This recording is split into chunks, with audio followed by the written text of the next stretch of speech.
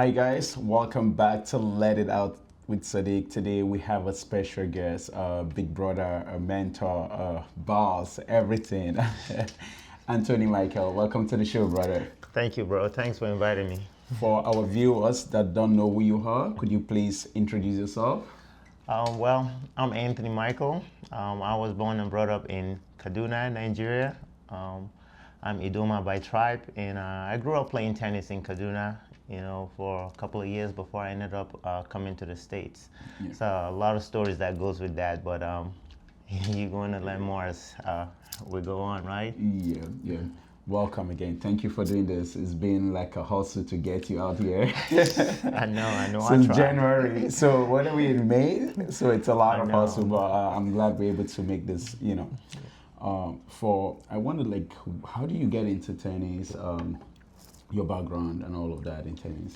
Yeah, so when I started playing tennis, I didn't really just go into it and started playing. I started as a ball boy, you Yeah, know. yeah. Growing up in Kaduna, I was living next to a military barrack where they have tennis courts. So I was going there to pick balls and make money out of it. I was just doing it just for the money, picking balls. I didn't even know I was ever going to play tennis until Wow. after some time I, started hearing with the guys over there playing tennis. And again, at that point, I was just doing it until one day I found myself in Kaduna Club. That is all the way down in Hamdala in Kaduna, where they have a tennis court, a clay court tennis court. They have so many tennis courts there. When I went over there, I saw so many kids playing tennis, and I was like, my eye glued up. I was like, wow, I didn't know this much kids play tennis. How far was the military base from Kaduna Club? I would say about 2 miles. Okay, so it's not that bad. Yeah, it's not that bad. About two And to prior to 3 that, miles. you don't know about the club. No, I didn't know about the club. Wow. Yeah, I found out about it because the military base where I was picking balls, some of the guys from Kaduna Club were coming over there to pick balls and also play tennis. And I think they invited me. They say, come check Kaduna Club out. And I went over there and I saw more guys playing tennis, kids from different backgrounds playing tennis. And I was like, wow, I didn't know tennis is this big in Kaduna. Then out of nowhere, they started talking about some of these other bigger guys that are traveling, playing tournaments. I said, what is tournaments? Meanwhile, I was like 11, 12 years old. I said, what is tournament? And that was how I ended up, getting into it. And then I became even more active. Then some days I go to the military base to play tennis, and then some other days I go to Kaduna Club. And that was how I started. The beginning of something big. You were top player during the junior days, competed internationally, represented Nigeria. Before all of that fame, there was something, I must say, the huge force in Kaduna, Co-Foundation. Yes. A big force. I was like, as a kid, my goal, I was training just to be recognized and be given a chance to become part of Co-Foundation. Could you tell us a little bit about Co-Foundation, how that shaped, how that helped you? And before then, how do you even get into Co-Foundation? Okay, so this is how I got into Co-Foundation. I was playing tennis at Kaduna Club. Then out of nowhere, I think it was Sunday Dixon at that time. He came to me and then he told me that that they're gonna come see my mom. At that time, I didn't know what that really means, but I didn't know at that point they picked interest in me because he was, part of the organization at that time. Co-Foundation stands for Creating Opportunity Foundation. It was managed by Dr. Bad van de Grinten. He's from the Netherlands. So at that time, I started playing tennis in Officers' Mess, which is the military barrack. Obina was one of the guys that really taught me how to play tennis, that really helped me out and improved my game. Yes, that improved my game to get to the stage where I was able to be, to be seen in Kaduna Club. So I was just going to the club to play, and then they saw me and they decided to come talk to my mom that they want to sponsor my school and sponsor me in tennis. And that was how I got into Co-Foundation. Wow. I didn't go looking for it. This was all of these meetings. How long was it since you started playing? Like, is it 2 years later, a year later? Since your very first time from the military base? Like, was it a year later? So it was within a year after I left the military base. All of this happened within a year. Yes, because again, I was picking balls for many years in officers' mess, but I wasn't playing tennis. I was just hitting back and forth until I started going to Kaduna Club. Within that year, that was the same year they saw me, and I think that was around 2000, 2001. Within that year. And they picked interest in me and boom, started sponsoring me in school and local tournaments in Nigeria and even international tournaments at that time. Yeah. So the co-foundation, I'm still like, I know. So with the whole like the sponsorship, like they shape you. Would you say co-foundation shaped you into the player you were, nationally, internationally, and how did they achieve that? Like, how are they able to produce a lot of? Because when I was growing up, like, I think Kaduna has probably the biggest tennis. What would I say? Tennis program. Like they have like top in junior tournaments. We was dominating everything. They seeded 1 to 8. I don't top 8 seed. 6 players are from Kaduna. Due to that, and they're all in this co-foundation. They come with you guys had like a balls bringing you guys to tournaments. Yes, back we had then, a whole everything. band. So that's kind of like I want to be part of this. But for those of people that don't know what, because we don't have, sadly there's no co-foundation right now. Yes. So I'm sure someone might want to do something mimic that, because that changed Nigerian tennis, I must say. Right? It did. Someone might want to do something like that. Someone might want to create a co-foundation somewhere else, Abuja, Lagos. So can you give us a little insight of what co-foundation does? Like how they able to produce that level of players, not one, not two. We're talking about Sunday Emmanuel, Candy Doko, like the likes of a lot of Sylvester and all. So what did they do? How were they able to achieve that much success in producing lots of talent in Nigerian tennis? So the one thing I'm going to tell you is most of the kids from Kaduna, we were very hungry when it comes to doing something for ourselves to get to the next level. So we was willing to work hard and we was willing to, put in the work and wait for the reward later. So when Co-Foundation saw this kids, which is us, what they did is they invested in us. And this is how they invested in us. They took us in by providing a hostel for us. I mean, the program started, Co-Foundation started without a hostel, but later on they ended up creating an hostel where they house all the players, provide food and housing, and also pay for our school. And those of us that have the opportunity to travel abroad, they pay for the flight ticket and your stay abroad or any tournaments you're going to play. So Co-Foundation gets support from Dr. Bass Country and and also from, at that time I think we were also getting sponsored from KLM, the Dutch airline at one point. So what they do is like they help kids like me that come from nothing but trying to go somewhere into preparing us to earn a living in the future. Some of us are like strictly into school, while some of us were very, very big with tennis, like me, I was more like 50-50, tennis and school. And that was how I based, my time in Co-Foundation, tennis and school, because I don't know, for some reason, I've always thought that I needed to be in school, so, and that was how it's done, that was what the Co-Foundation was doing. And also not just only players from Kaduna, at one point they were getting players from within the country, right? Lagos, we have Kabiru Abdul-Malik at some point was from Lagos. Even Clifford from Benin. We have Tochukwu. From Lagos. And then Abiola, from Lagos too. They were looking for players within the country that are like hungry and willing to put in the work, and people that the lucky ones were able to get in. And it's not like there were not other players that were like really good. Sadly, I wasn't lucky enough. He was one of the top guys in his age when he was playing, but it just didn't happen for him. But guess what? That didn't change anything for him. He kept putting in the work, and I'm sure you play some of the guys in our tournament too, right? Some of the guys in Co-Foundation. But so that's pretty much what the foundation was doing, creating opportunities for kids in Africa. Yeah. No, I must say that was at, of that time, Co-Foundation made a huge impact. Like the players, the tournament, the results, and how much they were producing. But hopefully we can, we can have another Co-Foundation in somewhere in Nigeria. It could be in Lagos, Abuja. It could be back in Kaduna again. That would be great. We hope so. That would help Nigerian tennis and all. Let's talk about your junior.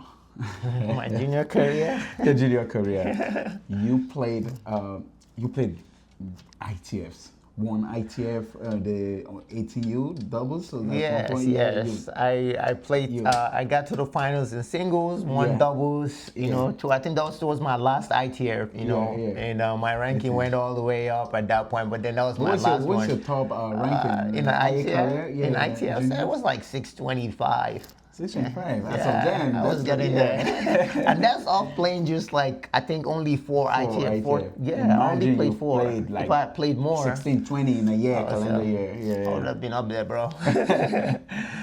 Yeah. So you played the Olympics, Junior Olympics? Yes, Commonwealth Youth Games Commonwealth in India. Was it India? Yes, So I Pune, know India.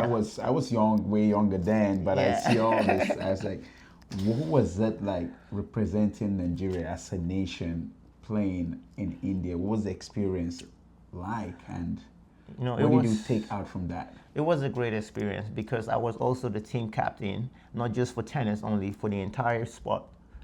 They made me the team captain, and beside that, I was advocating for the players as well. Pay us, give us the money that we deserve. When it comes to all of that, I advocated for the players to get their dollars. The allowance they normally give players when they go representing their country. It was an eye opener. Great experience. I was there. I think it was just me and Sunday Emmanuel that represented Nigeria then, and it was great. We had a great time there. The guy that I lost to in that tournament was ranked. I think he was in the top 20 or top 30 in ITF. Oh, wow. Yeah, I still remember his name, Yuki Bamri. I remember he's from India. He was from India.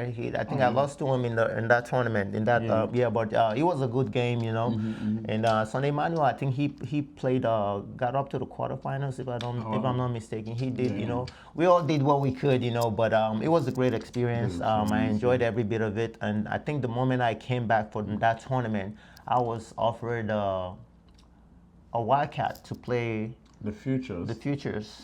But I turned it down because I was going to come to America for college. And I don't want NCAA to take my eligibility. Right.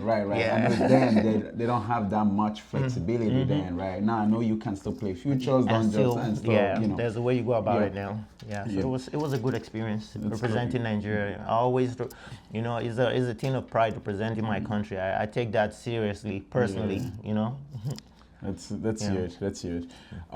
There's another thing I want to talk about. Another tournament I want to talk about. Luckily, I was there to witness that. Chevron 2008. Yes. Anthony Michael, Samuel Omoile, quarterfinal. That's like one of the craziest match. Like it's like the whole of just Kaduna against Lagos and then West Side, like the rivalry was big, man. It's, knowing Samuel, like I respect Samuel. Samuel's probably one of the biggest players of then, junior players. I wouldn't say you were the underdog, but the expectation was, for Samuel to win. For Samuel to win. Everyone, So you came out of not out of nowhere, but you know what I'm trying to bring. Came like it's like a surprise to everyone. Like you taking Samuel out. It's a crazy match. I was there. We're all there. This was 2008. I was like young, playing in the. And Lagos Lawn Center Court too. It's a junior masters, one of the biggest junior tournaments in Nigeria. Then, right, Chevron. You were the first player to win it outside of Chevron boys, outside of Lagos player. I was. If I'm not mistaken. You're not mistaken. I was the first to win it to bring it back to Kaduna. Your brother almost did it. Yes, it came this close. Is it like a family thing or? Nah, man. I think it's this guy doing this thing, because what you can remember that tournament, right? Yeah. At the same time, Dala is going on. Dalla Right, Hot right, Court right, was right. going on in that tournament Right, during the right, same right. time. Yeah. And people like me, Samuel, and Kinde Alade, Yeah. we all left Dalla to stay there because that stay. was the last Kinde's Chevron tournament. 18 and under, So yeah, it's, yeah, aging out of one the thing you guys category. need to understand is in Chevron, right? They have this year rule where if it's your last one, you gotta win it. And I was the one that broke that. You did, yeah. I broke that. With God, man. Nobody expected it. But I made history that day, you know. I'm just saying humbly, you know. But I made history that day. It was great. It was great playing those guys, man. Samuel was my doubles partner when we won the ITFs. ITF, He was my doubles partner. Yeah. A great player, man. Samuel, great player. I love his style player, of play. talented player, you know. He gives me Roger vibes. The one hand, calm, effortless. Oh my God. Roger vibes. But I was, so what was, like, I must say, right? During that tournament, there was a lot of expectation, pressure, all of that. During the semifinal, personally, I thought the semifinal was the final of the tournament, right? I would talk about the final, of course, but during that semifinal, what was going on in your mind? What were you thinking? Were you like, how were you able to stay composed and close it, right? Is there some kind of like, I need to win this. Am I doing this? How were you able to deal with that and, you know, win that match?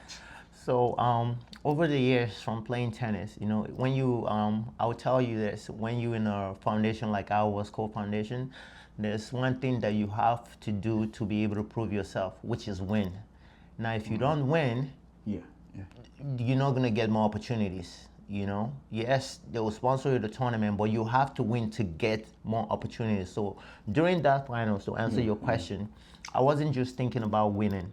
I was thinking of playing good tennis. I was thinking of bringing out the potential in me and allow winning to come later on. Because I found that anytime I think about just win, then I forget to play. So at that time, all I was thinking was playing good tennis, and whatever the outcome, I want to leave everything that I've got on the tennis court. And that was what I was thinking about. And W came on his own, you know. But I put in work. No, that was a big win. That was a big win. Pulled that off. Ended up winning the final, winning the tournament. What was it like after winning the entire tournament? Do you feel like something like, this is my biggest accomplishment? Did I prove something? What was it like? You know, to be funny, the funny thing about this whole thing is, I mean, I didn't even think about that being my biggest accomplishment. All I know was that I thought about it as I've done something different, something that I know I did, something different that no one could know. Be like, oh yeah, yes, I was the first to do it. You know, I told myself when I was going to that tournament that I was just going to play good tennis. Whatever happens, happens, and then winning came. So I was very excited, but I couldn't believe it at the same time because the guys that I beat in those tournaments they were ranked higher than me in the nation at that time, even if I'm not mistaken. Although me and Samuel would like right there together, you know, but I think he was still ranked a little bit higher than me at that time, and Kinde was ranked higher, you know. But at the end of the day, you know, I put in work. I put in work, and I felt like I wanted it much more than any of them, you know, and that's how I got it, you know. But that's again, that's a huge, you know, big achievement. I want to talk about as of then, right? I've seen a lot of junior players play, but your style of game is unique, in the sense of like not a lot of junior players as of then do serve and volley. You were like boom at the net, boom at the net.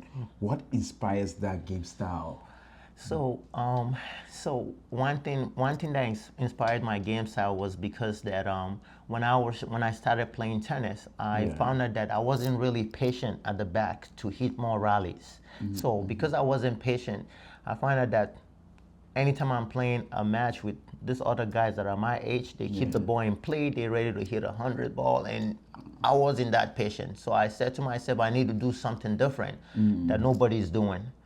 I need to do something different. So I started watching some tennis. You know, I remember watching Patrick Rafter Patrick Yes, Rafter, I watched yeah. some of his videos, and then I said to myself, maybe I should tweak my game a little bit. Then I started doing serve and volley and worked on my serve. And then when I started, I found out that I started winning more points. Then I stuck to it.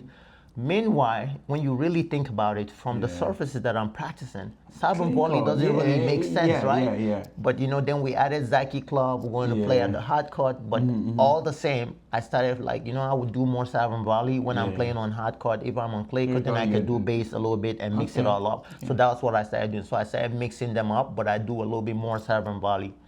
So I'm sure with your height too. Yeah, the height helped. The height helped. Yeah. It did help because I was able to kick the serve and improved on my serve placements, just to help me out, because you can't just have a lousy serve and come to the net. You're just gonna get your ass handed to you. With the serve and volley, I was like, whoa, no one, only few. The older players, right? But the older generation, I see them. Steven Christopher, Christopher, serve and volley. Edward's brother, yeah, he was also one of the guys I was looking at. I know Enrique do that. Enrique do that. Do that too, yeah. Serve and volley. We have few guys that do Babalola was doing it too. But it's more like both. He can stay back and he can do serve and volley. But serve and volley was amazing. Yours was like, you know what? It's all I'm just in there, bro. Whatever happens. But we're gonna take a quick break and we're gonna be back. See you guys.